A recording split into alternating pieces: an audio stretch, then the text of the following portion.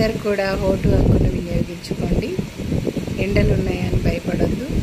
కొంచెం 7 గంటలకే వెళ్ళి 10-11 గంటలకల్లా వచ్చేద్దాం. 50 పైన పడిన వాళ్ళను కొంచెం తొందరగా పంపించండి. ఎక్కువ పోలింగ్ బూతులు పెట్టినట్లయితే వృద్ధులకు సహాయం చేసిన వాళ్ళ మొత్తము మరి ఎలక్షన్ అధికారులు కూడా కొంచెం గమనించి మా లేడీస్కి సహాయం చేయాల్సిందిగా మనవి చేస్తున్నాను.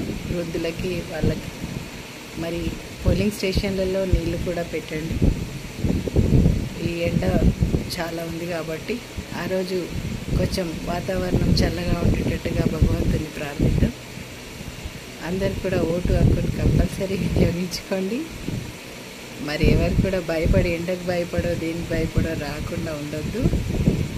Thank you. Me Srivani, advocate, మానవ హక్కుల లాయర్ మరియు ప్రజాసేవకురాలు, సామాజిక ఉద్యమకారిణి, మరి లీడర్, సింగర్, రైటర్, జనప్రబంజనం ఎడిటర్, మహిళా శక్తి, అరుంధతి మహిళా శక్తి ప్రెసిడెంట్, జనసేన లీడర్, తల్లి తెలంగాణ లీడర్, అన్నీ.